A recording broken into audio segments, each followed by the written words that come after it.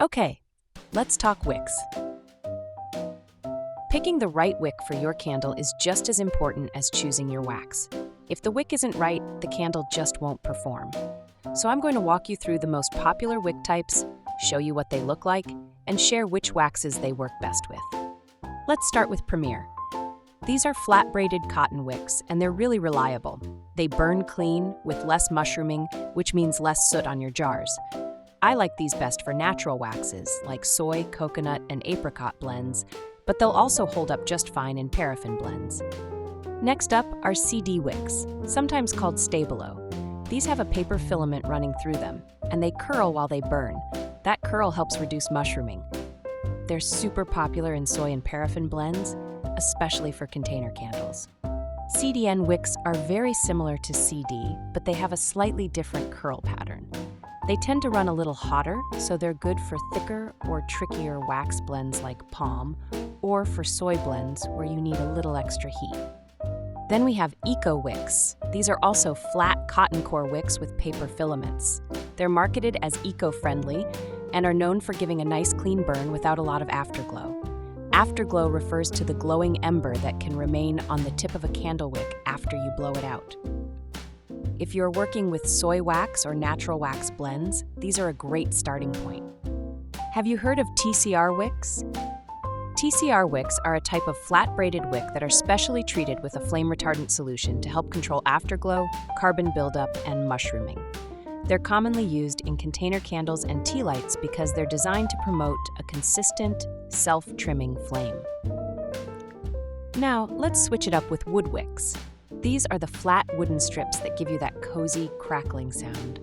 They're gorgeous in soy, coconut, or soy blends, and they add a really cool visual element. Just keep in mind, you usually need to test a few sizes or even add booster wicks to get them dialed in. And finally, spiral wicks. These are wooden wicks shaped like a tube. The flame is taller and has this swirling look to it, so they're definitely a statement piece.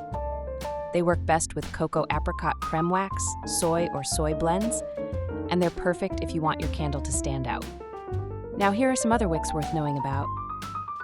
Zinc core wicks have a cotton braid wrapped around a zinc wire. They stand up super straight in molten wax, which makes them easy to center. They're best in paraffin containers, votives, or pillars. Not so much in soy. Paper core wicks are similar, but have, you guessed it, a paper center. They burn a little hotter than zinc, which makes them good for paraffin containers and pillars. Some use it in palm wax. LX wicks are flat-braided cotton, specially designed to self-trim with a little curl. They reduce afterglow and mushrooming. These are a great choice for paraffin or parasoy blends, especially in votives and containers. HTP wicks are another flat braid made from cotton and paper, but without a core.